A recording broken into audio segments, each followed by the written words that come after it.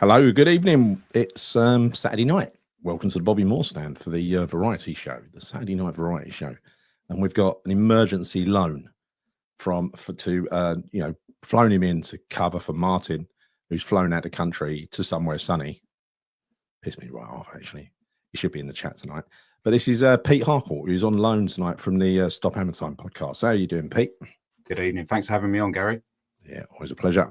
So, Chris will join us very soon, imminently, in fact, because he's got another one of these family emergencies where Fred, and between him and Fred, they've not sorted out when he's going to be picked up from work. So he was hanging around. He was hanging around some shopping mall somewhere. So we've got a busy show tonight. We've got quite a few things to talk about. Number one on the list is Brady has said some words again. None of them meaningful. But more gaslighting. We'll cover that. It's interesting who her target is, though, because, all right, there's a few little digs at the fans in there, but it's heavily focused on the IFR, the new governance body that's been set up. Nuno has appointed a backroom team, which, on the face of it, looks very, very promising. We'll touch on the protest because there's been a few, how can I say, few people being a little bit too negative on social media about it. Why are we bloody protesting anyway, right? Well, I'll try and explain why we're protesting in, as succinct a way as I can. And also let's touch on what the club have tried to do, because they're worried about that Brentford game, pulled out every stop they could to try and stop it. And then we'll talk about it's really related to the Nuno thing, and that is around the is it just an empty promise on youth? Is it another one? Or does Nuno actually mean it? Is he committed to youth? So we're going to look into that. A few other bits of news as well that we'll touch on. Before we go there, please subscribe if you haven't already to our channel on YouTube, the Bobby Moore Stand, or wherever you watch us. Hit the bell notification icon and give the video a like, please, if you wouldn't mind. So, Pete, you ready to go? Ready to go, mate, yeah. Excellent. So let's start off with this absolute beauty of a story. And this was in Baroness Brady of Knightsbridge in a Sun column today. A passive-aggressive rant about the IFR. She was on the surface. She was offering polite support for the independent football regulator, but sort of read between the lines. She was saying, there's a few things she said. If it understands how the Premier League works. So she was immediately trying to undermine, with the one hand saying good luck, and then take it that way, saying, well, you better limit yourself to a few minor things like legacy, like fan engagement and stuff like that. We hope he listens to those who've made the Premier League a global success, like her and David Sullivan, yeah? That's the big one, Gary. That's the big one, because it's like don't meddle what, it's not broken. Don't try and fix it.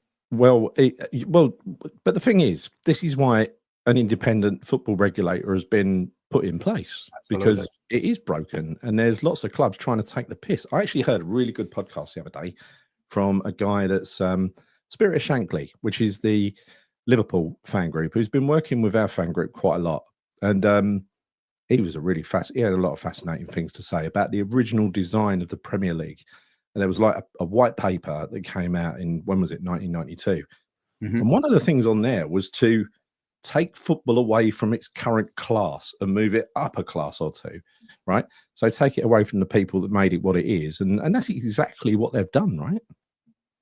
Yeah, well, football is, some people that don't have season tickets, and, West Ham priced theirs reasonably, it has been creeping up.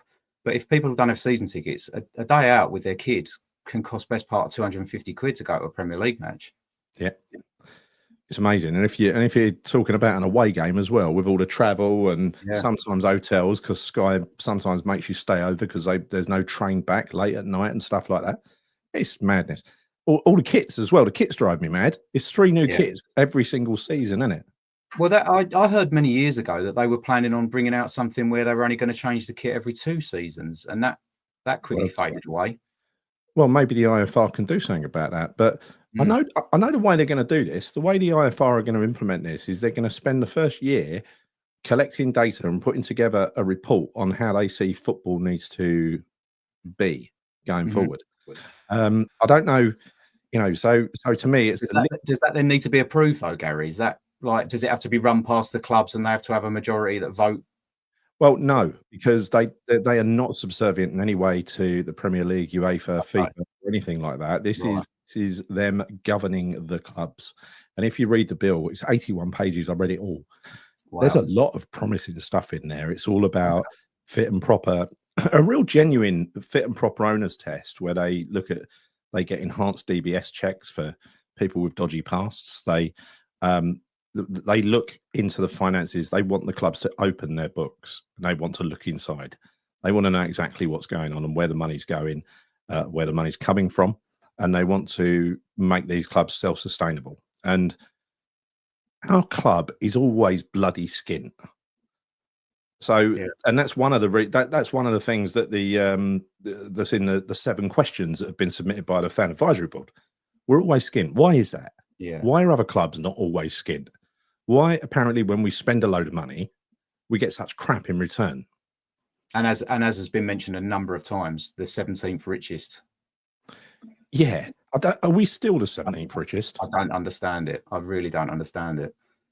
Are we still the 17th richest now? Is that this year's report? Well, I think that was last year's stat, but yeah, it's not like we've weighed out a load of money since then, is it?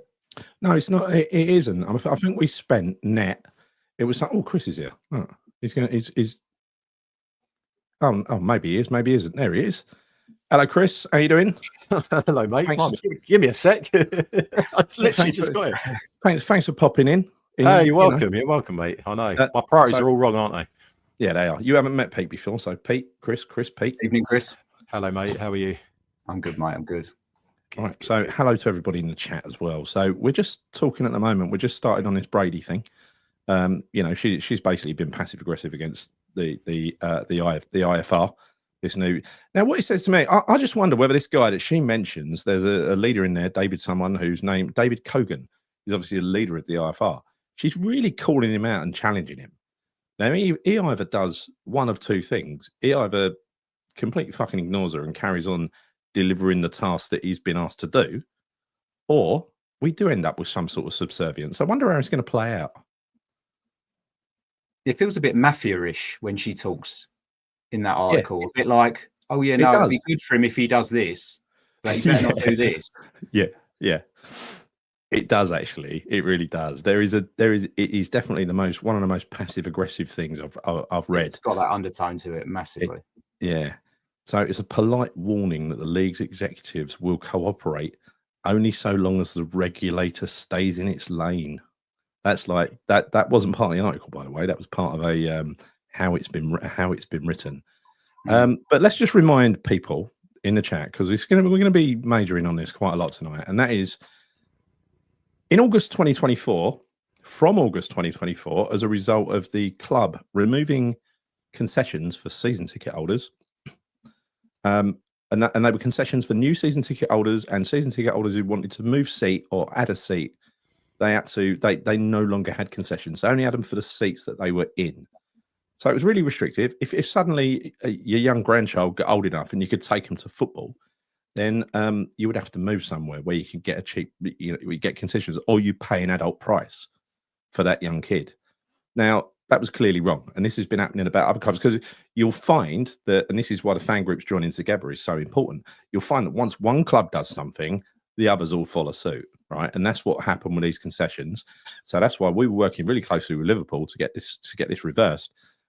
The fan advisory board and the Hammers United, they put in a lot of legwork up and down the country from August 2024 until I think it was basically repealed in February 2025. So February this year. In January this year, Karren Brady went to the House of Lords and announced that, well, she was trying to get the football regulator stopped, right? So she spoke against it, and she said, season ticket holders are the beating heart of football clubs.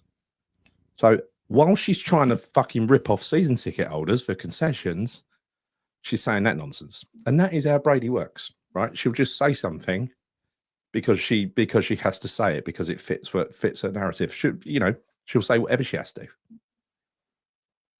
Chris, Yes. what do you think of Karren Brady? Bit of a loaded question, isn't it? I don't know if Well, you're a we've got bit enough quiet time. tonight, so I'm just trying to bring you in. I'm listening. I'm just listening to what you had to say. I mean, I obviously read the article in the Sun, and I guess like most people, it just kind of wound me up. Really, really wound me up. And I think the point you just mentioned.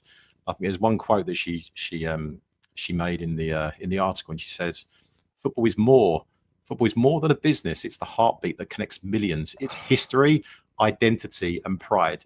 And I just think, and I just think to myself, how hypocritical could you possibly be by saying such a thing, right? That really wound me up. I mean, there was other things that wound me up. There's always stuff that winds me up. Gal, you know what I'm like. When she said something around like, I'm just reading some of this stuff here. The case at West Ham, where our shareholders don't take a salary or dividend, and every penny goes back to the playing squad, our staff, our infrastructure, growth and development. Well, that's bullshit. What about her? What about her salary? No, she's not a shareholder. So I know she's not. What she's saying there. I know she's not. But she gets paid a healthy sum, right? She gets a massive amount of money. She struggles by, Chris, on over £1 million a year. If it's a 3-day working week, that's a long week for someone like her. Don't get me started on this, because she's got other jobs as well, other directorships she has to turn up half a day a week for and stuff like that, right? This is her side hustle, West Ham. This is her side hustle, right? It's a bit of a cash cow for her.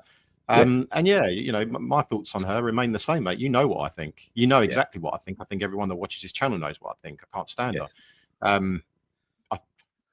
Honestly, I don't really want to say the words what are in my mind right now, but I think the less said, the better.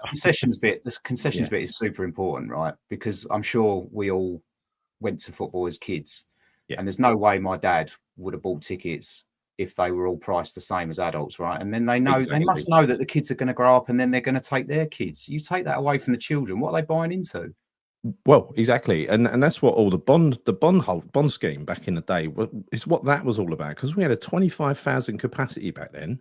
They wanted to sell a bond for every single ticket in that ground, meaning no kids could ever go in that ground unless they inherited a bond from their dead parent or something like that, right? And that's why there was so much outrage. Now, if she had a chance to do something like that, she'd do it in a fucking heartbeat. She would. This is Martin. Martin, evening, everyone.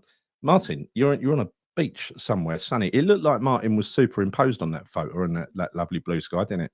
It looked like one of those AI photos that you quite frequently see at the moment, floating around on the internet.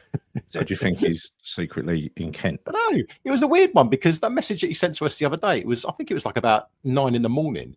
Yeah. And there he was with his top off laying by a pool, presumably somewhere. And it was absolutely beaming with the sun. So I was thinking that's a bit early. But then I'm sure, I know. I don't know. I'm sure he is away. I'm sure he's away. Let's call it into question, though. Let's call it into question. Debatable, isn't it? So, look, let's leave Brady for now. We're going to come back to. She's just one of the problems. Probably the biggest problem because she's out of control, really out of control. And she does everything in that club. She calls all the shots in that club. But we'll come back to. She's the only one talking at the moment as well, Gary, isn't she? Because Sullivan's not talking to anyone at the moment. He doesn't even seem to be talking to Whetstone. Right. Because there's nothing coming out that is in any way representative of what, the senior source says, because that's what he used to quote, So you're right. And that's been a while now. It's been a while. We've stopped hearing from Ampika as well because she was quite, she was quite informative for a couple of days, wasn't she? That's a real shame. That's a real shame. I was really, really enjoying her tweets. I must admit, it was thoroughly enjoyable, wasn't it? I love the thing where she was anti-Semitic. I mean, openly anti-Semitic to a Jewish West Ham fan, and he called her out on it. And before you know it, she came back with something about being the biggest supporter of Palestinian. You know what I mean? She was she didn't write it, is what I'm saying. Yeah, she's been called out on it, and she called a lawyer, and someone's drafted something up, right? Yeah, The only thing I didn't like from Ampika was the photos, the pictures. They were a little bit much for me. I mean, it did make me want to be sick, and I think you know which ones I'm referencing here, right? What you mean? You wanted to see more, Chris? Is that what you're saying? Yeah, I mean, we all do. No, no. We need her completely covered. Seriously. Unbelievable. I mean, why would you put that down? Why would you put that out there on social media? It's and that just makes the whole thing laughable. I mean, it is laughable, isn't it? Thinking that she's actually connected to the club that we love. It just disgusts me. It really Oh. does. Oh, it completely is, but that's the glorious owner's fiance and his ex, who is I think she's a former porn star, now porn director. He's on the board of our club.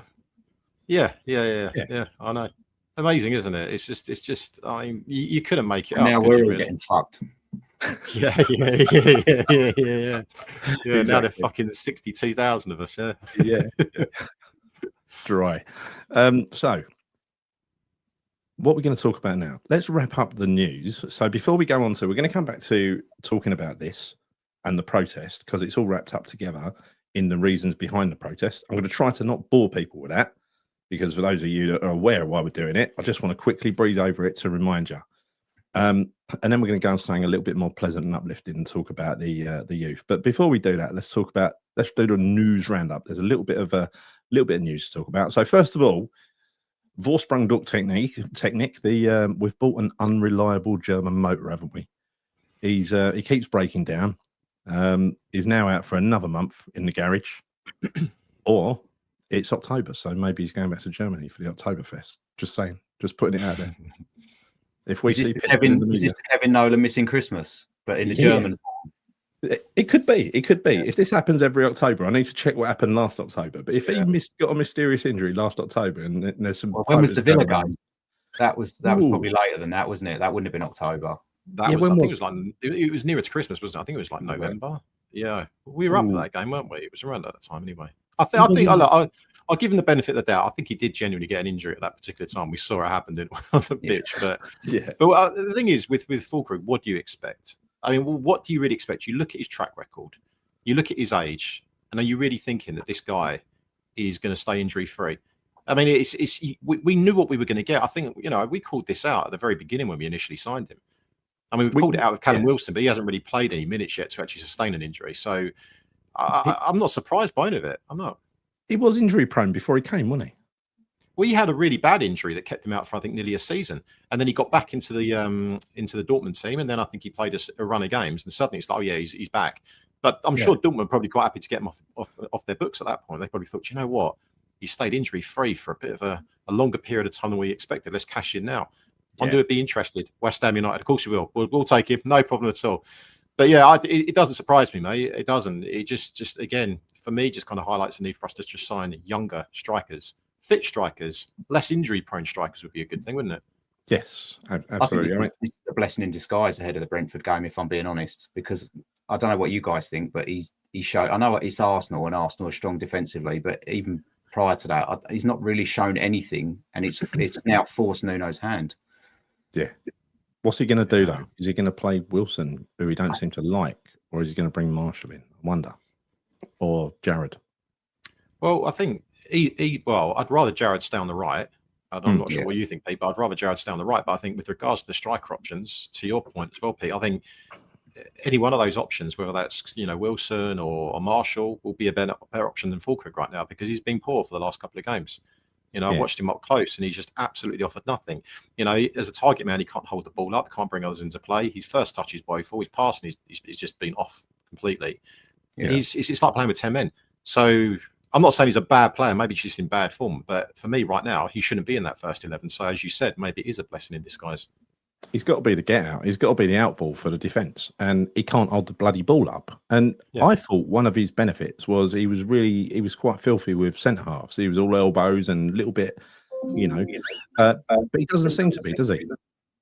No. The only other thing I think is that a lot of people said at the start of this season, he's looking really fit. He's slimmed down. Yeah, that could be a negative.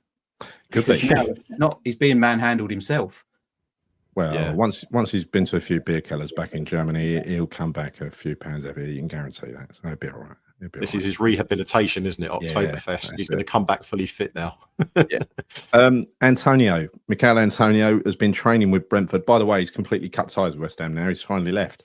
Not make out left. And he's been training with Brentford. They did not offer him a contract, so he's still looking around for a club because he wants to play in this World Cup. He'll go to the States. I think he'll go to the States, I reckon. He'll probably be the league's top scorer in the States if he goes there, won't he? Well, Wright Phillips made a career out of there, 8 to 10 years as a top goal scorer. Really? The Bradley Sean or the other one? No, Bradley. He was a striker out there for many a team, top goal scorer regularly.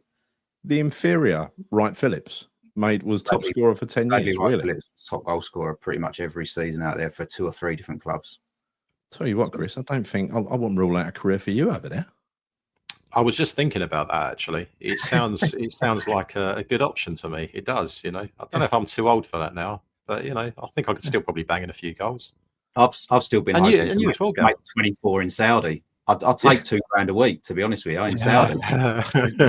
tax free. It's just like $4,000 a week. We've still got, even though we've signed some 20-year-olds, 21-year-olds, we've still got the 4th oldest squad in the Premier League. Average age 28.09. Is that just from signing Fabianski though? Probably, because he was a problem last year, wasn't he? Yeah. And players on international duty. So Jared, he did all right when he came on the other night, didn't he?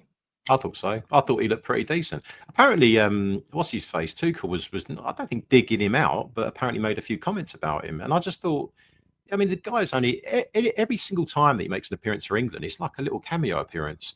So I feel really sorry for the guy. I mean, you just give him a game, give him a full game for it. I just don't get it. And I think he came on. I think he's pretty effective. He was. So yeah, I just hope he doesn't get injured. That's the only thing I worry about when he goes on international duty, because Jared Bowen is a disaster for us. So we just need to make sure he's fit and not getting injured. We've got Diouche playing for Senegal. We don't want to lose him. Mavropanos, the magnificent Mavropanos, who's back to being magnificent now, by the way, playing for Greece. Lucas Paquetá, Brazil, probably tearing it out for Brazil, unlike West Ham. Aaron Wan-Bissaka, now playing for Republic of Congo. Got some big games, I imagine. Madsen Madsen is about 11th choice for Denmark, I think, and Souček, Czech Republic. There's one other, I don't know who it is.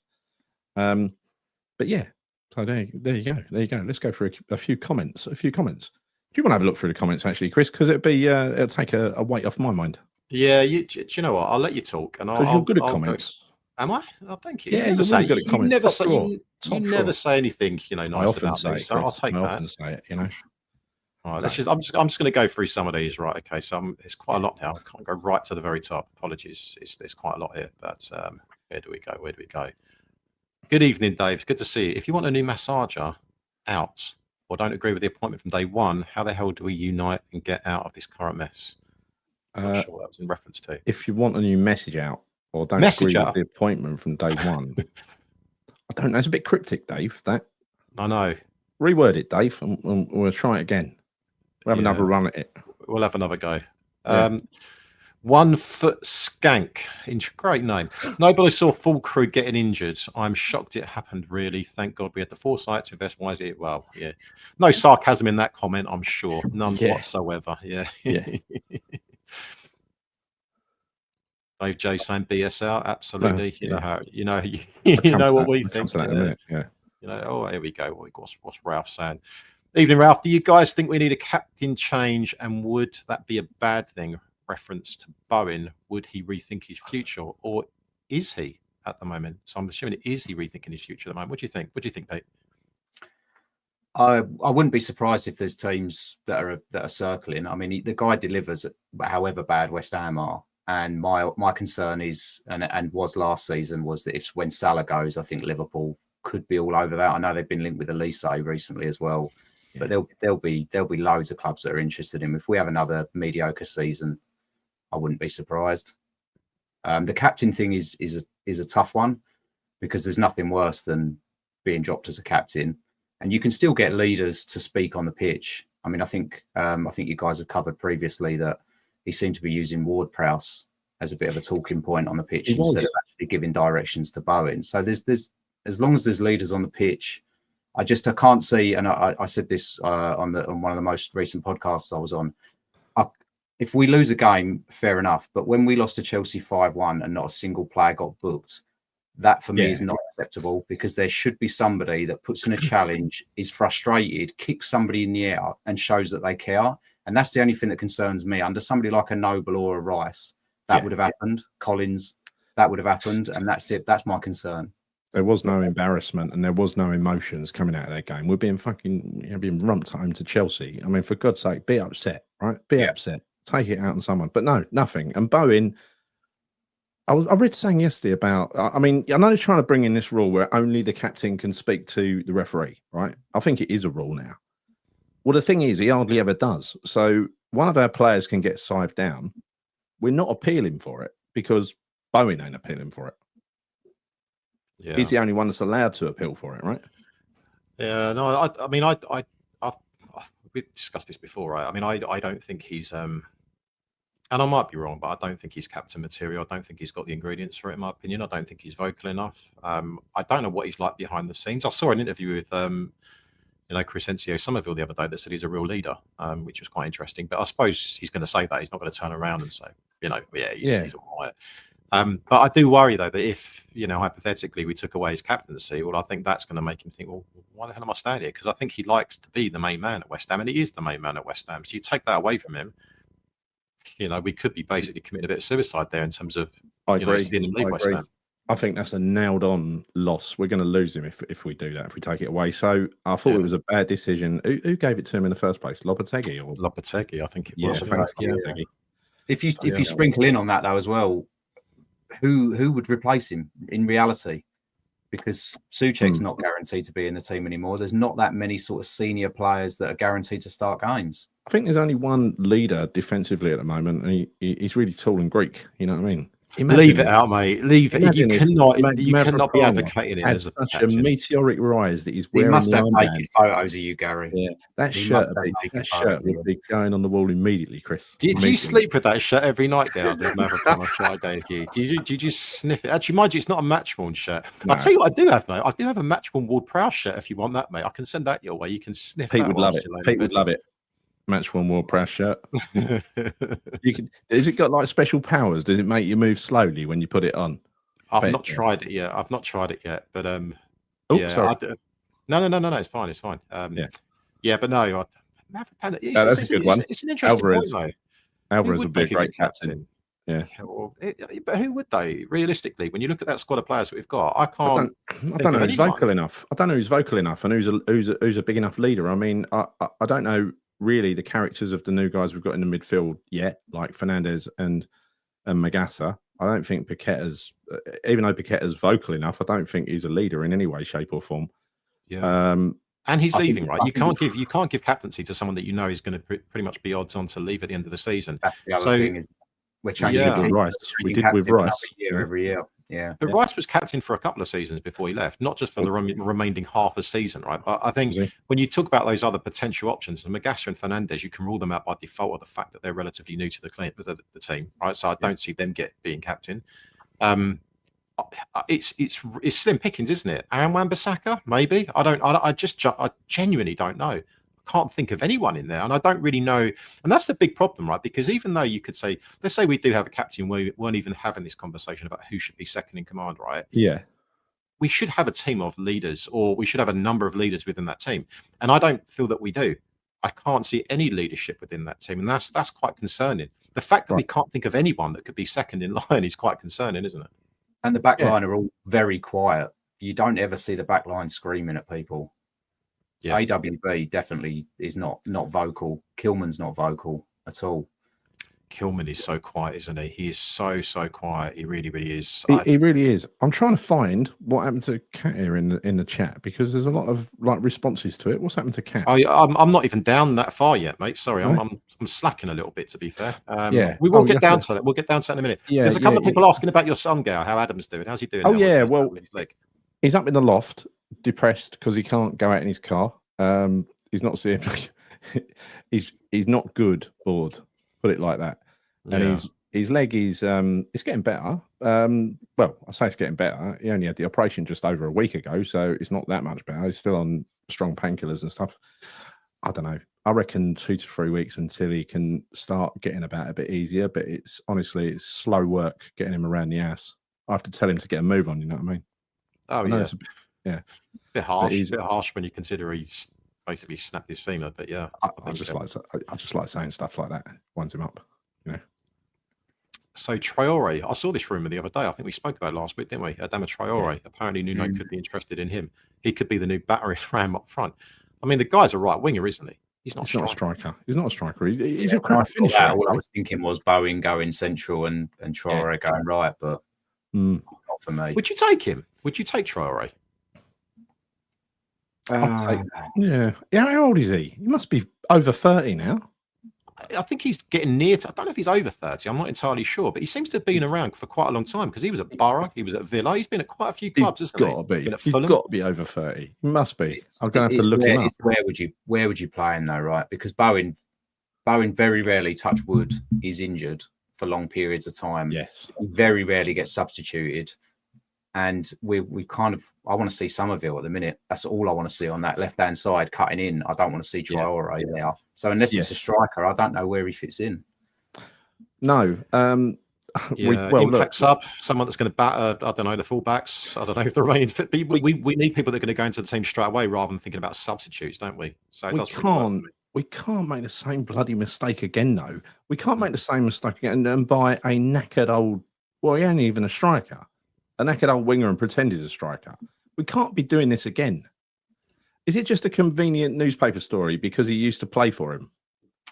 Quite possibly, or the fact that he is a similar sort of stature to Antonio, and we've all been saying that we need an Antonio replacement. But yeah, I've not seen a prolific goal scoring streak in that guy before. So, well, he's 30 in January. Well, I'll tell you, the only thing that guy has is speed and physicality for my life. Does he still have speed, though? Does he still have speed? He's clearly a massive geezer, right? He still has speed, for sure. Does he? Yeah. They asked all Iwobi and that, they do those quick fire questions, and every time they get asked who's the quickest, who's the strongest, they all say Traore, just so strong. Well, on that basis alone, I'll bring him in. I'll bring him in as a sub. If we can get him for free, and stick him on the bench, I'll take him. Can't believe I'm saying this now, but slim pickings in terms of players available, right? There's a good thing in here. There's a good a tagged one here, right? It says, "This is great news from what you're saying." WHU saying, "Good news, guys. I heard an American firm are looking to buy Sully and Brady and Checky out of for 100% full ownership of West Ham in the coming months. If it's true, the nightmare will soon be over. Come on, Joins. Ain't buying it." Where did you read? Where did you read? Yeah, where did you read that? I've not heard more that. Information needed. Yeah, I've not heard that at all. Ralph saying Souček got ripped apart by how bad he was playing in his countries for his country. I guess that's not for the first time. That's not for the first time. He's been playing quite badly recently. Yeah, I mean, what can you say? Yeah. So you were talking about Kat. So I don't know Kat. I'm not sure how you are there, but it says I'm still feeling sore from the attack from other fans in the week. From other fans? What happened? What happened? Yeah, you'll have to provide more context on that, Kat. I hope you're all right. And I hope you're just referencing to maybe a few people on social media talking nonsense rather than physically being attacked. Yeah, hopefully it's online rather than physical. Yeah, it's Danny Boy. Danny Boy's in the chat. All right, Danny, how you doing? Geezer. You think Nuno has been told he can't bring in his own coaching staff? We spoke about that briefly, didn't we, earlier on? This is the first thing I assumed, Danny, when I read the thing. Because this is one of the things we're going to come to when we talk about youth. Because, to go through it, Nuno, he's bought Mark Robson, Steve Potts, Gerard Prendeville in his first team coaches, Billy Lapine as a goalkeeping coach, probably the one that coached the young England keeper, I imagine. Yeah, the one that's out on loan. But none of his own coaches. So that's either his choice, which I really hope it is. And I think there is a chance that it could be because he had them for the first couple of games. He might like working with them, right? He's experienced them. Well, I think he's come out publicly as well and said that, for him, it's really important because they understand the club. And I like that. I would like to think, I mean, I suppose like the pessimist in me would probably be thinking, well, actually, maybe it's down to the club and they don't want to spend money. I mean, you look at the amount of money that we had to fork out to get Carl McCauley to come into West Ham, so then let him go. It's farcical, right? Was it about $1 million or $1.5 million we had to pay Chelsea to get McCauley, and now he's gone. So, there is that kind of thought process that maybe we're not looking to invest in our staff. But as you said, though, Nuno has come out and said that he wants people that understand West Ham. And I mean, you're not really going to get many better people that will. Bearing in mind that they've been part of the under-23s for so long, the youth set up, they know all of the youngsters coming through. They know the DNA and the history of West Ham, particularly Potsy. I like it. I like the idea of it. Whether it will work on it is another thing altogether because you just don't know, do you? They can make that step up. But look, they're more than qualified, I think. They've got all their badges and everything else, haven't they? So you got abused on another channel. I mean, look, you don't have to say what channel it is. But anyway, sorry to hear that. It shouldn't happen. Shouldn't happen at all. And that's why we do the responsible thing and put Claire on the door in here to manage security, to kick out any arseholes immediately. Claire is also no BS. Claire is also no BS. She takes no shit, just like George Paris. Takes no shit at all. Yeah, that's bad. I don't like that. I never understand why people do that. And for me, that kind of, I don't even want to say it's division. I want to say it's like a few mindless idiots that are on social media that like to dig at other people, right? But at the end of the day, we're all West Ham fans. We're all West Ham fans, and it just annoys me that does. People live for digging out other West Ham fans. They absolutely live for it. I don't know whether they are actual West Ham fans or they're not, but the way they go on at people. I mean, the worst culprits this week have been on X, on Twitter. It always is, and that is brutal. Well, it's a cesspit. I only went back on there reluctantly. I've got like 200 followers now. It's actually much better than when I had nearly 9,000. I hate the place, but I had to go on there. And the things you see, I mean, people are so out of order when someone says they're going to the game. It's like earlier in the season when I said I'm going to renew my season tickets and buy 2 more. Someone said, "You're the reason Sullivan's still here." It's like, fuck off. What's it to do with you if I want to buy a season ticket? Get your nose out of my business.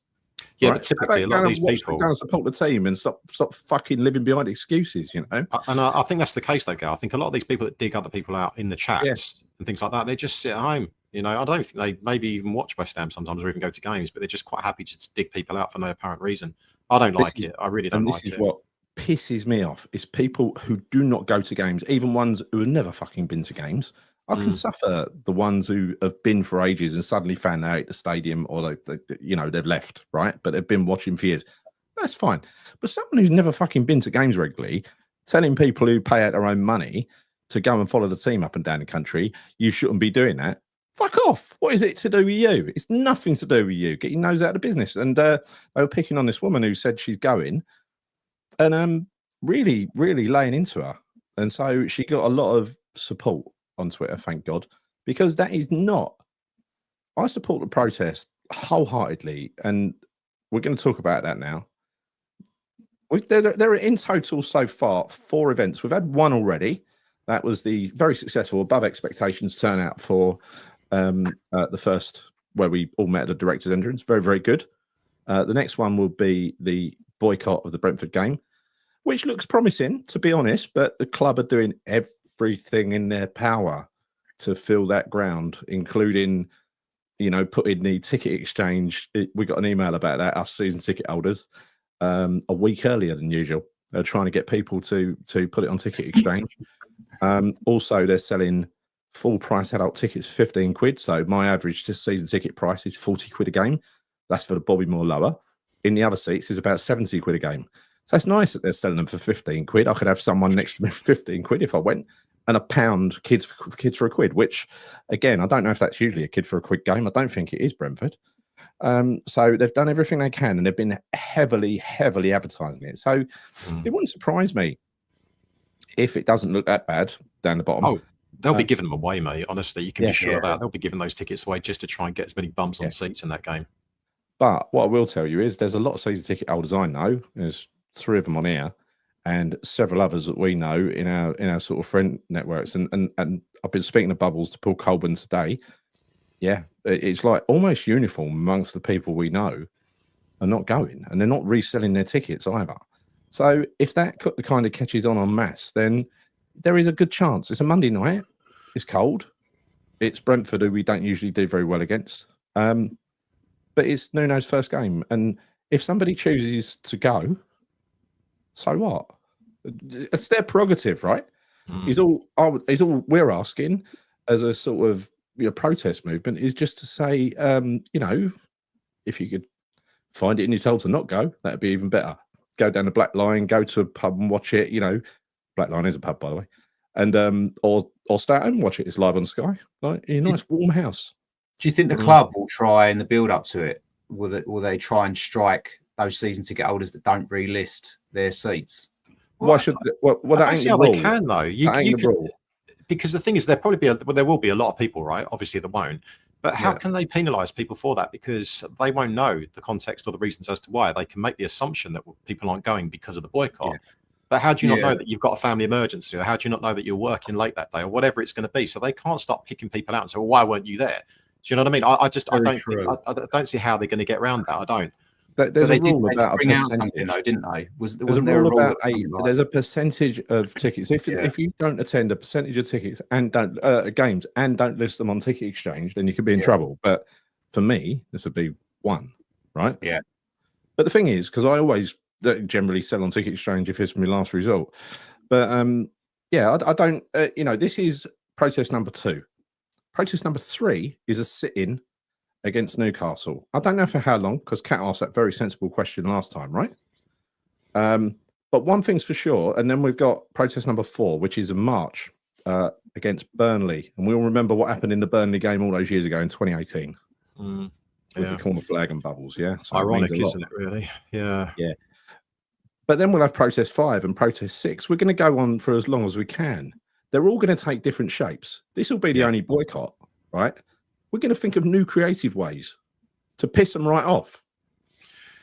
We've come up with some cracking ones on here. I mean, actually, to be fair, there's someone in the chat came up with the best one ever. Yeah, was it Rex? Dressing up as clowns is the best one. Yeah, that one I love. That. I'm all in for that.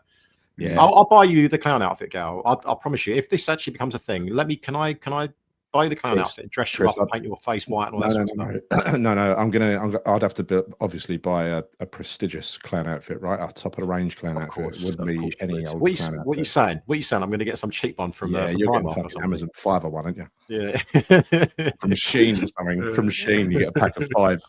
Yeah, yeah. I think that's a great idea. It's rubber.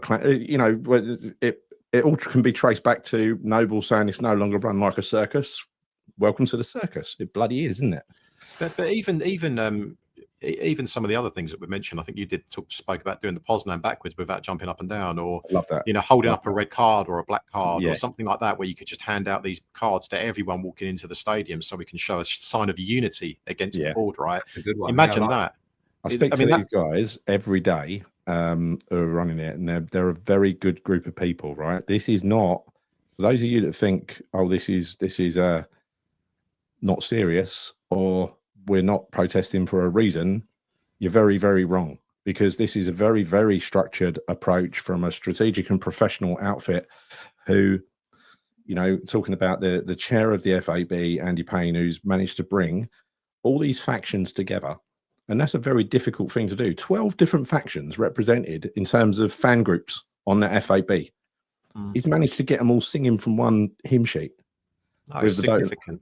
It's significant now. And I think that puts into context, how we as fans collectively feel about the board. It does, it really does.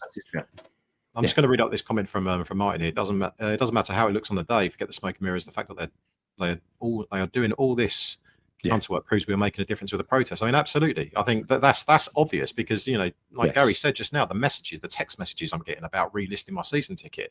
I mean, Christ, it's like 2 weeks. Do you know what I mean? Like it was like nearly 2 weeks before the actual game. They're already asking me, sell your ticket. They're worried. They're genuinely worried. And rightly so. They really are. I'm glad. They really are. But look, what you got to bear in mind is there was a point in time where Brady handpicked, the set of fans who would get to meet with her. They were all under NDA. They did nothing meaningful. Now we've got, a group that are voted for by the fans, affiliated with the Football Fans Federation, whatever it's called, Football Supporters Federation, FSF, and working with other clubs very closely for very common pain points. This is to stop us being ripped off and to stop, the game being taken away from us, because that's what these owners, not just ours but others, are doing. And if you want to talk specifically about why we're protesting, it's because of the terrible way this club has been running. And like I mentioned, it's being done in a strategic and professional way. 7 questions have been put forward to the club that they're going to respond to, I think, in a week or 2. Now, I don't expect the response to be any good, but nonetheless, this is just the step in the process. Question number 1, what credible financial strategy will prevent further PSR breaches and enable consistent squad investment? So why are we always spending like drunken sailors on crap and then skint and not buying anything in January? Why are we always in danger of breaching PSR? Why were we always in danger of breaching FFP when David Gold was alive? I don't know. I don't know. It's always us. Always us. It's always us. I mean, did you see in the news? I think it was maybe about a week ago about Spurs, about their owners injected about 100 million of cash into their into the squad. I mean, I say into the squad. I mean, obviously, I know it's going to be probably paying off certain debts, or maybe it's some stuff to do with the stadium and this, that, and the other. But when you kind of look at that, like new capital, 100 million of new capital, when have we ever? Well, we've never done anything like that in 15 years under Sullivan and Brady, right? We've never done anything like that. And even if you look at I think it was, how much did Kretinsky pay for his shares? It was about 120, 125 million, was it? Something like that, 27%? About 4 times as much as Sullivan did. Yeah, but from what I understand, only around about, I think about 60 million that was used to pay off existing shareholder loans. So essentially what we're then doing is we're just paying money back to Sullivan with interest, with the money that Kretinsky's brought into West Ham, and the remainder of that amount, maybe that went towards transfers. But you're talking half of what his original investment was. I mean, this is the problem. I mean, it's a joke. I've said this so many times. You know, what other owners of clubs charge interest? Interest on loans? It's disgraceful. I mean, it's utterly disgraceful. What actual cash injection has Sullivan or Gold in years gone by? What have they actually given to the club? Nothing. Nothing. That was above market rate, and we know, it's highly suspicious. That I wonder whether they may have earned out of the stadium deal. I wonder whether they may be earning from other places. But these are things that I wonder. I wouldn't know. Transfer dealings has always frustrated me. I know people say about money being wasted, and it has been. The problem is there's no resale value on any of those players either. I know, like Rice obviously went for a lot of money. Kudos we had a small markup on. But the amount of players that we've signed for 30, 35 million, and it's either an undisclosed fee or you then find out it's like 5 or 6 million, like Anderson. Yeah. Allaire went for peanuts as well from what we paid for him. Skamaka, the same. You're absolutely right. And this is what seems to, from a business perspective, it strikes me that they're trying to get the revenue out of the club as quickly as possible, right? And rooted into transfers which don't offer value for money, but I bet intermediaries and agents are getting paid handsomely out of it. We don't know who those intermediaries are because it's opaque until 2029, but the agents are always very clear. It's one of his favorites all the time. And then someone comes in through an unpreferred agent, like you just said, Pete, they're flogged for peanuts. So who's actually earning out of that? Because that means very little money goes back into the club. So it's an exercise of getting money out of the club as quickly as possible. Isn't it interesting that point you've just mentioned there, Pete, about undisclosed transfer fees, right? We seem to be the main culprit, pretty much one of the only clubs. Well, not the only club. Clubs obviously have undisclosed transfer fees, but I think pretty much all of ours are always undisclosed. I can't remember the last time it says, right, we have paid X amount for this player. We never do. Remember. We never do. And the intermediaries are never agent fees. We're paying as much as Arsenal every year on agent fees, right? It's infuriating. There is money being wasted. It's huge. The amount of money that's being wasted. We've spent something like 350 million in the last 3 seasons, 320 million in the last 3 seasons. Well, where's that gone? What have we got to show for it? How will the club balance revenue generation with fan experience? So, for instance, that's basically saying, stop charging us more if you're going to give us the same fucking product. Yeah, well, deal with the fan experience, deal with the atmosphere.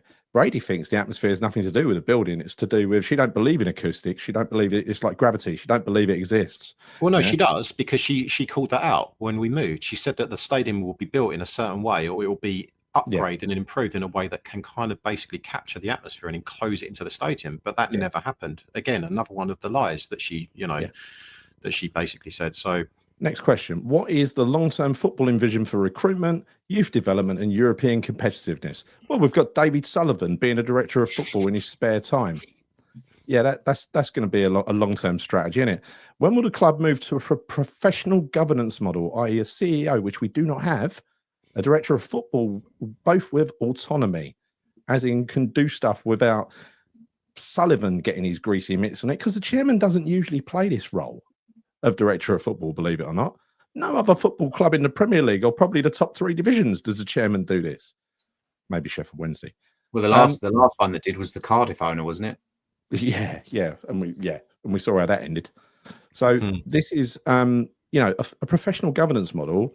That's basically saying, you've got to put in place a CEO and a director of football and run it properly, not as your little hobby horse, Don't make yourself director of football and wait to the end of the transfer window to grab a few bargains for your favourite agent, because it just looks like, yeah, it's wrong. It's happened. It's happened. Even when we've had directors of football, they haven't been official directors of football. They've been publicly undermined. I mean, they tried to destroy Steiton's reputation both before and after they got rid of him, didn't they? Mm-hmm. Oh yeah, they did. Yeah. And then we've got, so we've done that. Supporter engagement, done that. 5-year vision, done that. What's our heritage, and where is our heritage, and why has it not been displayed for 7 years since the written commitment by the board was made?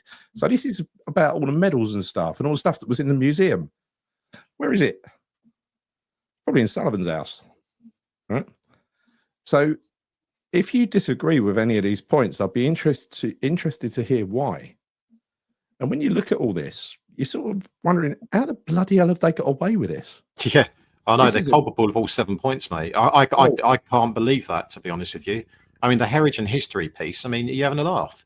Well, we're barely recognisable from the club that we were.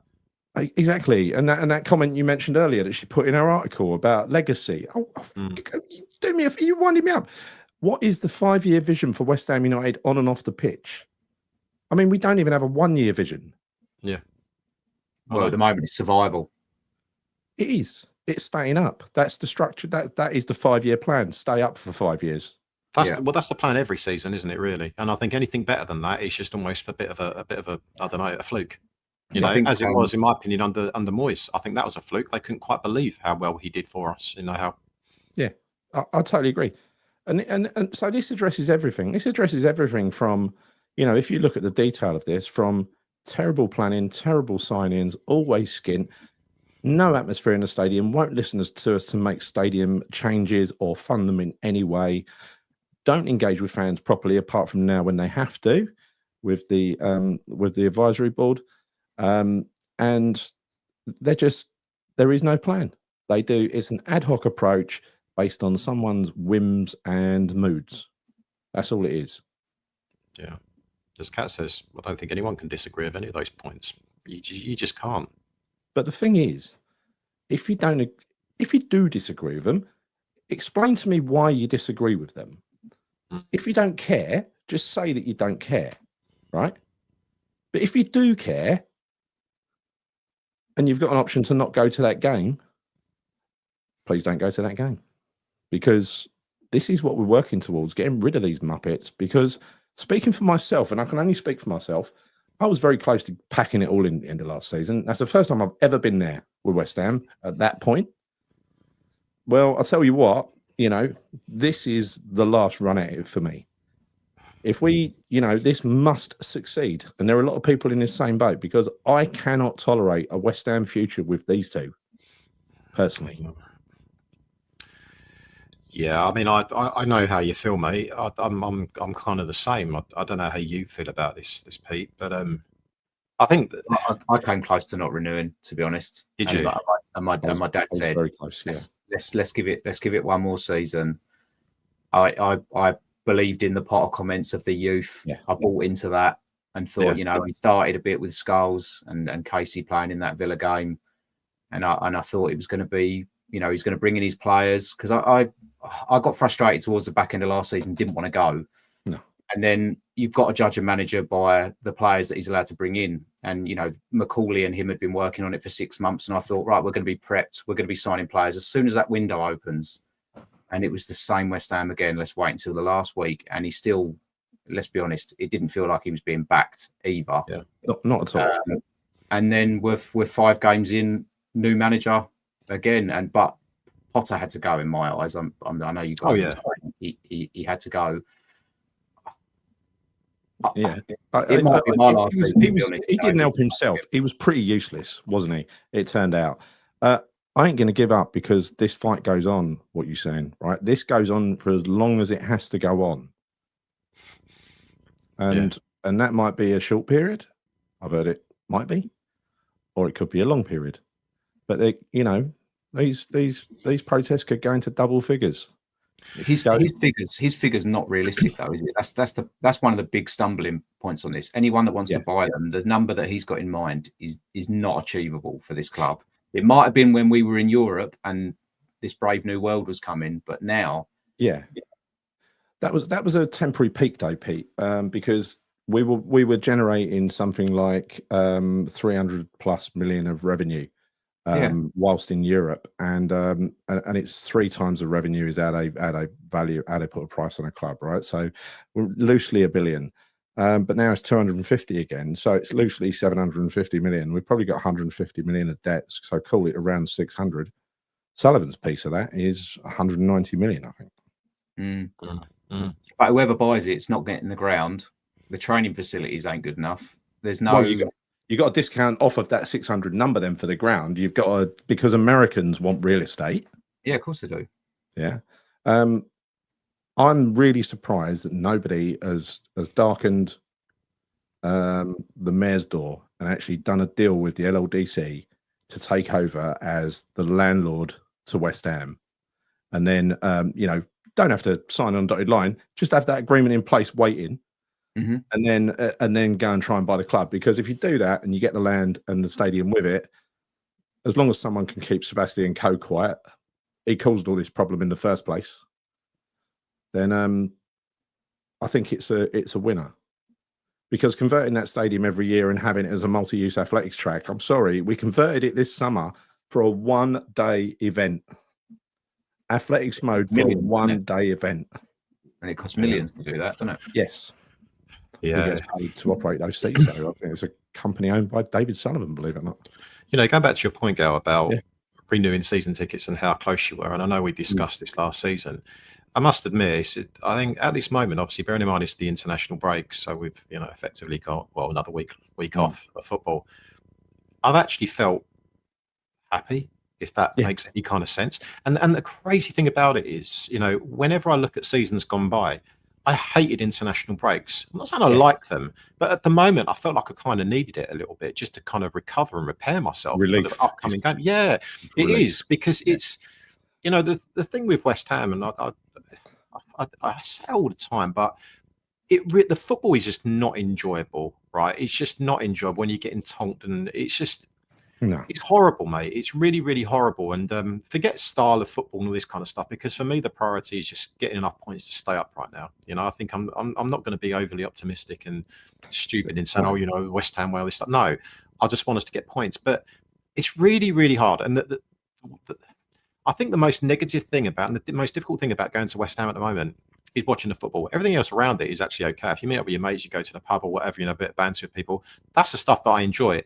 Go to the game, and that's just like, oh fuck, we've got a game to go to now. It's like when we've done the protest against Palace, and we almost forgot about the game, didn't we? We're like, oh, we've got a game to go to now, and we saw what happened there.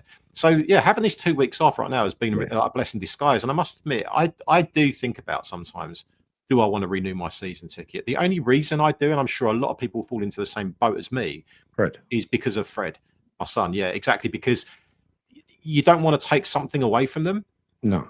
You don't want to do that, and it's hard. It's really, really hard. So if it was just me going, I think I would have. I'm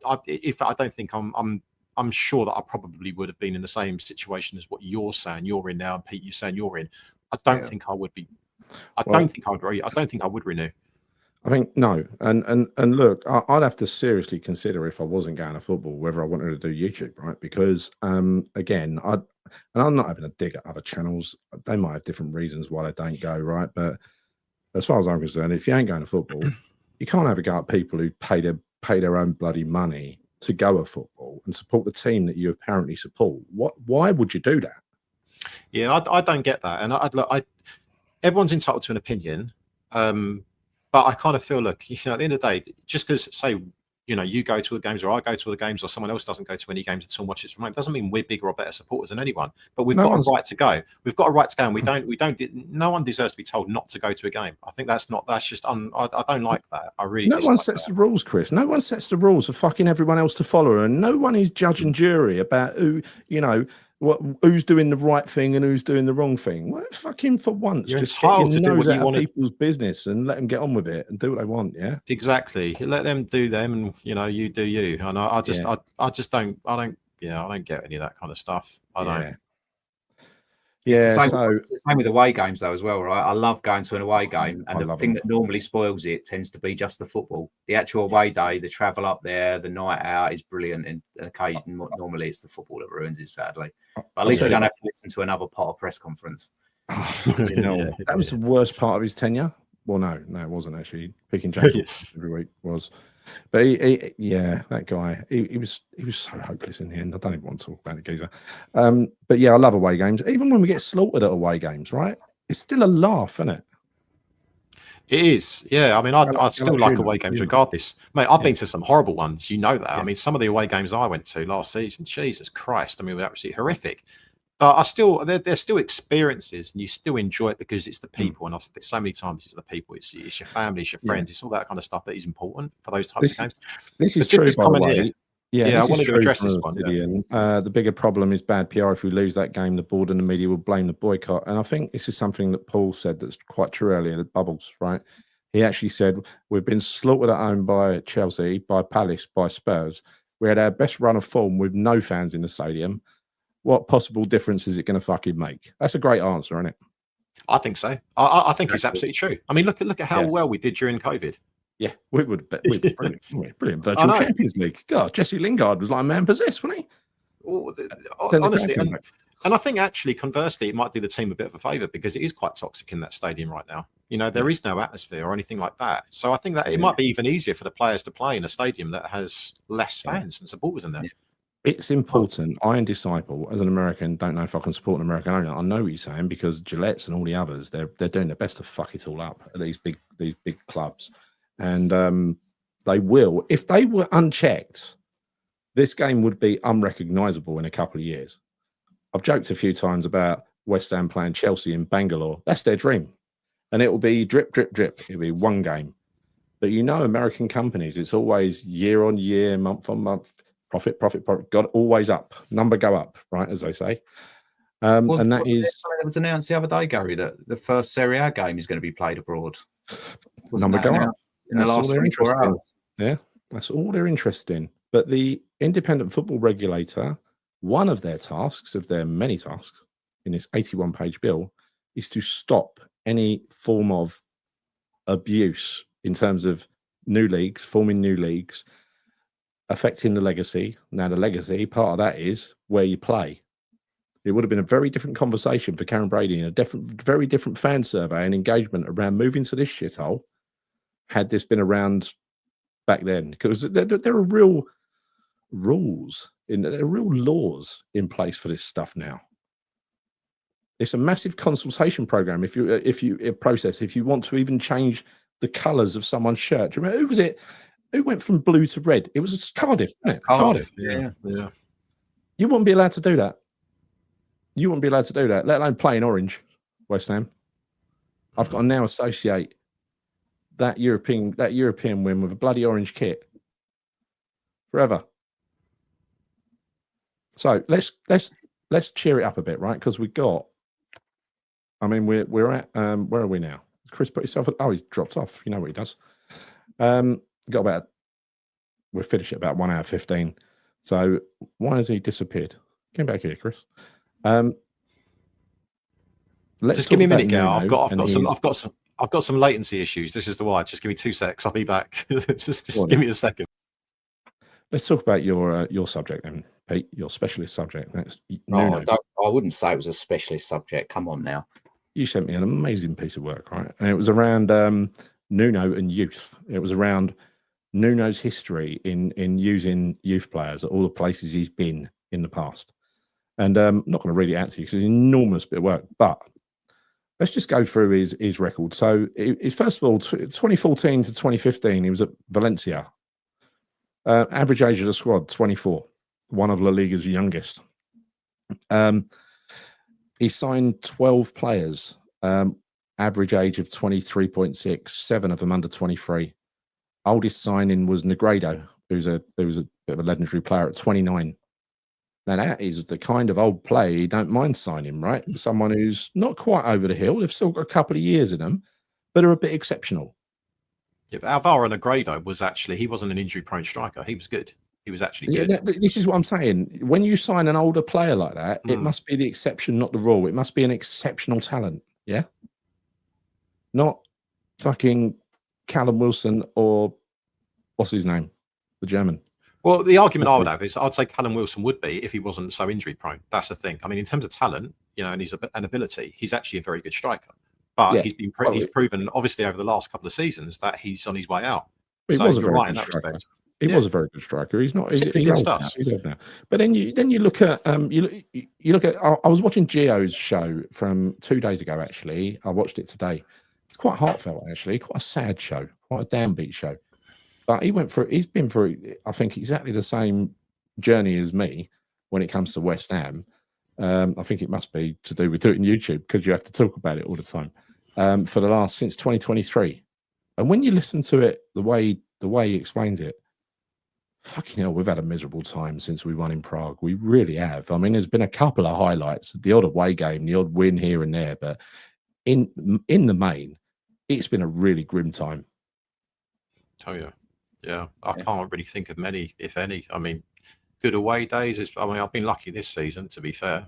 I hit a bit of a run like you did, Chris, a while ago. I hit a bit of a run where I watched West Ham at Anfield lose 5-1 twice in a row. I saw us lose 5-0 to Chelsea. It was. I did that too. Yeah, it was horrific. That drive back as well. Honestly, I remember that one well. Badly, it was like a 7-hour journey there, and I think about a 6.5-hour journey back one day. Oh, horrific. Well, the worst one was the second one where he threw the game, right? The cup game. That was just before Christmas, wasn't it? Just before Christmas. That was brutal, to be fair. We were all in the pub, and when the team was announced, there was a few of us that were like, God, do we even jump in a taxi and go to this? Like, yeah. It's ridiculous. So back to Valencia, it integrated 3 academy players. So that's really good. That's only in 1 year, right? And they finished 4th in La Liga behind Barca, Real, and Atletico Madrid. So pretty bloody good. Porto, 2016-17. Signings, 10 in total. Average age, 24.3. 4 under 23. Notable young signings, Diogo Jota and Alex Telles, whoever it is. Finished 2nd, 6 points behind Benfica. Continue to focus on youth. Both of those players became elite level players. Wolves, 2017 to 2021. So promotion season 2017-2018, average age just under 25, signed 37 players. George Mendes is going to be coming in. He's going to put salt his nose out of joint, that's for sure. Average age around 23. There's a trend here. Many just under 21, right? Notable youth signings, Diogo Jota, Pedro Neto, Ryan Al-Nouri, I don't know who that is, Vitina, Ruben Neves. They signed pretty much 70% of the Portuguese national team, didn't they? Ruben Neves, Fabio Silva, and guess who? Max Kilman. Right. Academy promotions, 6 debuts. Luke Kundal, Ruben Vinagre, I don't know him, Taylor Perry, Dion Sanderson, Christian Marquez. Average debut age, 17.8. Wow. Okay. So far, so good, right? It's 3 clubs, extensive use of players, and an average signing age of 23. Tottenham, 4 months, 5 signings, average age 21.8, none over 25. Youth involvement, Dane Scarlett, first start Europa League, Alfie Devine in matchday squads. Too brief to assess it. Nothing in Saudi. I mean, it was geared towards marquee signings over there. So let's talk about Forest. This is last meaningful appointment, 34 signings in 21 months. Average age 24.3, creeping up a little tiny bit. Under 25s worth 56% of total signings. Under 23s, 44% of signings. Notable young signings, Giovanni Reina on loan, James McAtee, Amari Hutchison Murillo. Squad impact reduced the average age from 27.1 to 24.9 in under 2 seasons. Academy use involved Aaron Donnelly, Josh Powell, Ben Patterson in the first team squads. Rebuilt the squad through youth, echoing his Wolves blueprint. So, on the basis of that, thanks for sharing all that detail, by the way, Pete. It was fascinating because I had no idea he had a record like that. Yeah, we have to. I have to give the credit. There's a new Instagram, Twitter account, I think it is called Rising Irons. And yeah, it was amazing to read that, because that I think the one takeaway from the Potter when he was unveiled, the positive was that he was talking about the youth and getting people to buy in, and then he didn't really back it up. And we've already seen from Nuno that he's thrown Potts straight in. Scholes has been on the bench. There's that young core coming through, and whether it's because the January transfer window is the soonest he can do anything about it, and rather than just keep playing James Ward-Prowse and Hermansen in goal until then, he's got to give youth a chance. I'm all on board for it. I'm all on board for it. I think he will as well, because everything that he's been saying about kind of bridging that gap and between the players and the fans. I think he understands that West Ham fans and supporters do want to see young players coming through. They do, and the fact that he's obviously promoted, obviously all of these coaches to first team coaches as well, coming from the youth setup, I think is actually a really good sign, because they will know these young players inside and out.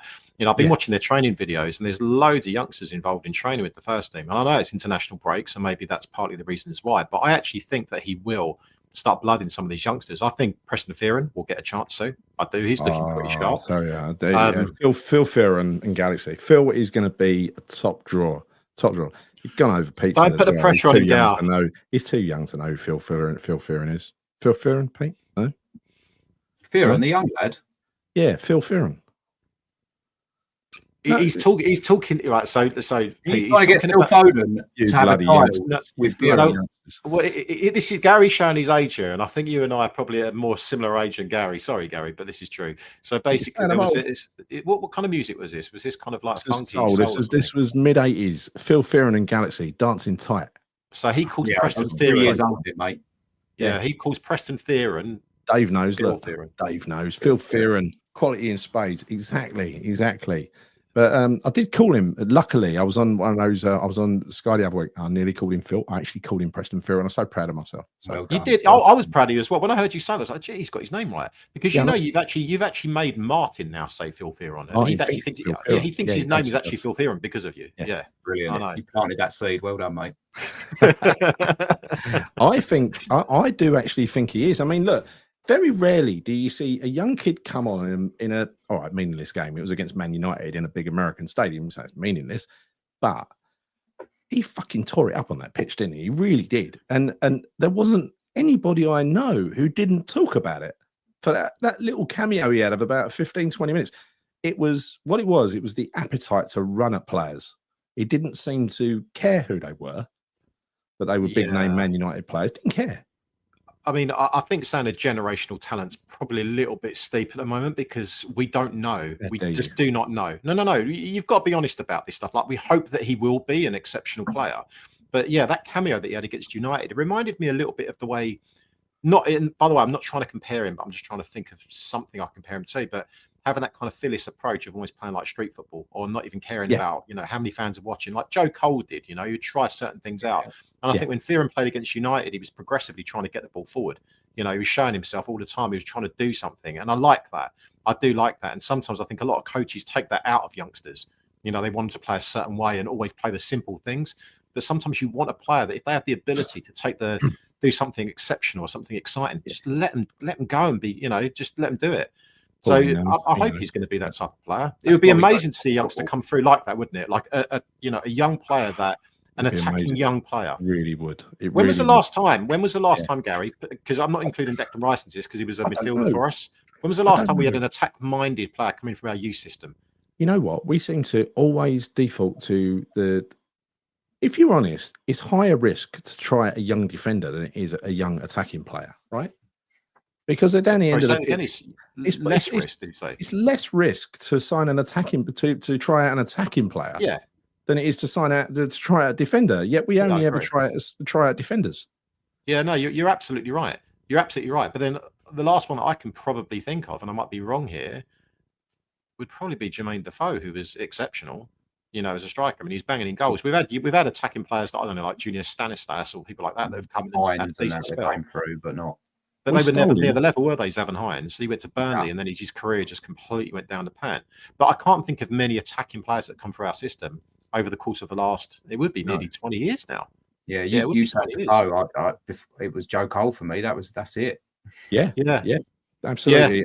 And this is the thing as well. He did okay physically. He looked decent. He looked a decent size. He looked strong. But it was the balance. It was it was just he was going left and right. His passing was really accurate, really quick passing as well, which I like. And it just seemed to say, Gary, in the aftermath of that match, he said that he nutmegs us all during training. Yeah, like he does that on the regular. So he's prepared to do that, prepared to take that risk. I think it was Bowen saying that, wasn't it? I think it was Bowen. Yeah. But mustn't it be frustrating when you? It's like Tim Sherwood was saying the other week. Why are you playing your youth? And I was trying to. Well, I'd like it if we did. And I mentioned him because honestly, someone captures your imagination. I know I get carried away easily, but I did get quite carried away seeing him in that little cameo. And it weren't just the fact that he, played a couple of nice passes. It's just the way he looked. Yeah, his balance, everything. His balance, his poise. Yeah, the fact that he looked like he had a bit of skill on him as well. I must admit, I do get, and I'm guilty of this over the years. I see a youngster coming through. I'm like, yeah, they're going to be the next best thing. So I try and calm down a little bit with this. But I would like to see him get some game time. It would be nice to see him get some game time. Yeah, as that comment just backed up there, Gary, I was just going to say that if we come back to what we were saying about Nuno's backroom staff, maybe that's the reason why. That he'll tell them about the youth, their strong points, whether they're ready to step up or not. We've got probably the most successful academy in terms of, the quantity of product we've delivered and things that we've won in the last couple of years. I mean, there's really a lot of output there, and when they go out on loan, they tend to have very good loans as well. The team, this is the team that, the bunch of graduates who beat Arsenal a couple of years ago, and yet Arsenal players are now playing for England and regulars in the first team. We've not done that, and Liverpool do that as well. Arsenal do it. All the big sides, big successful sides, are not afraid to chuck a youngster in, surrounded by senior players, and then they flourish, don't they? I think it's a little bit different nowadays as well in terms of blooding youngsters, and the reason I say that is because I think it's much more of a physically demanding league now than it was back in, say, the 90s, as an example, where you could maybe blood some youngsters, because there was nothing off Joe Cole when he came in against, I think he made his debut against Swansea, if memory serves me right. Yeah. And I think that's one of the things that is quite noticeable, because like when you saw, obviously I was at Arsenal the other week, when I saw Callum Marshall come on, when you look at admittedly, he's up against Saliba and Gabriel, so he's going to look small.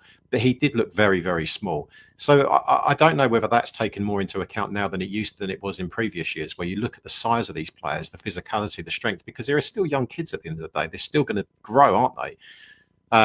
But that doesn't necessarily... Jack Collison was the last attacking player we bought for. It was a good call. Kent, good catch. Someone said Grady Diangana as well. He had a relatively decent spell before we flogged him. Don't count. It's like 2 games on it, 3 games before. I think one of the reasons though as well that young talent probably comes through more at your Arsenals and Liverpools is that they're more regularly 3 and 4-0 up and can afford to bring on somebody for 10 minutes. I mean, I can't remember the last time we were 3 or 4-0 up with 10 minutes and playing comfortably. Also, they play. When I first started to go and watch at Upton Park, always the last game of the season, you'd always see some youngsters. Like we play against Middlesbrough and they play youngsters. That don't happen anymore, because every place is worth 1 or 2 mil, isn't it? Yeah, it is. Well, that's what frustrated me so much. In cups, don't they? In cup competitions, and they've been doing that for several years now. They I don't know why other teams like us. But we didn't do that though, Gal. We didn't do that against Wolves. We didn't, and we still got knocked out. But the big teams do. They do that. They've been doing that for years, since like Wenger and Fergie, right? Yeah, but you're right in what you're saying there, Pete, as well. When you're talking about games towards the end of the season when they start blooding youngsters, because we had absolutely 0 to play for. We weren't going to go down, towards the last 4 or 5 games of the season. So that was a prime opportunity for Potter to actually stick to what he originally said about getting young players into the team. But he didn't do that either, did he? The only one that he blooded was Ollie Scholes against Villa, and that was it. And then he was out the team, and Emerson was back in again. So I don't really understand. That was a prime opportunity to get some of the young players in. Mr. Papadopoulos from above the laundrette in EastEnders in Albert Square. He says Diangana is probably the last. So he agrees with you. I don't even think that guy's got a club anymore. I think he left West Brom on a free, and I don't even think he's got a club anymore. No, and Dancing Titan Fantasy Real. It was 2 songs from Phil Fearon and Galaxy. That's what I'm saying. When I'm gone over my head, mate. Gone over my head, and Pete's, I'm sure, as well. We need to do the research on that. Yeah, don't. You don't need to do that. You're right. Yeah. Quality songs for the right time. Right, here we go. It's not just a cameo, Gary. No, he does. He's been tearing it up in the under-21s. Absolutely tearing it up. You're right, Martin. Thank you. He's calling him Phil. See, I told you, you've got him calling him Phil. It's wrong, mate. Phil will always be Phil to me. He'll always be Phil to me. It's like Jimmy will always be Jimmy to me. You know what I mean? Yeah, I don't know. Right. Let's leave it there. We're late. Good night, Obsidian. Right. Thank you all for your company. Thank you, Pete, for joining us on loan. No worries. Let's come back for another appearance. It's been fun. Chris, thank you for turning up eventually. I was here. It's the main thing. I was 5 minutes late, Gary. You know, I rush around, and I'm always committed. I always turn up, mate. You know, I always. Organisation is lacking, Chris. Got to sort it out. Anyway, thank you everybody in the chat for your lovely comments. Thank you everybody for watching. Thank you, Claire, for keeping order. And I think we'll go out with, Canny Tan Len tonight, should we? I think that's a very, very wise choice. A song called "I Don't Care" because they don't care. If I can find it, I'll play it. Bloody hell. Where's it gone, Chris? You're hidden it. Here we go. Right. Thank you very much. See you soon. Karren Yoins. Hey, Goldie. What's on today's to-do list? Why, it's match day, Dave. Are you hoping for a full house tonight? Not too fast. As long as we sell all the tickets. I don't care, I don't care, I don't care if you come down here. Make more money from the tourists here, so I don't care if you come down here. Nathan Bellavic's got a boy for the night. His ex-missus says you better try a kiddie right. Buys a kid a ticket and a burger and a Sprite. Got a train home, 200 if you like. Cause I don't care, I don't care, I don't care if you come down here. Cause you make more money for the tourists here, so I don't give a monkeys if you come down here. Stop from when the pocket took a bully in the water. Yeah, but I still remember, but he can't get to her. Climbs more stairs than he did before. What's his old seat, then he's got to pay more. Cause I don't care, I don't care, I don't care if you come down here. Cause you make more money for the tourists here, so I don't give a monkeys if you come down here. Because the cabbie only goes to football with his wife. He did it as a kid and he's done it all his life. But he don't get a winter fuel allowance anymore. So we're gonna sell his ticket to a bloke for Singapore. I don't care, I don't care, I don't care if you come down here. Cause you make more money for the tourists here, but we don't give a monkeys if you're here next year. I don't care, I don't care, I don't care if you come down here. Cause you make more money for the tourists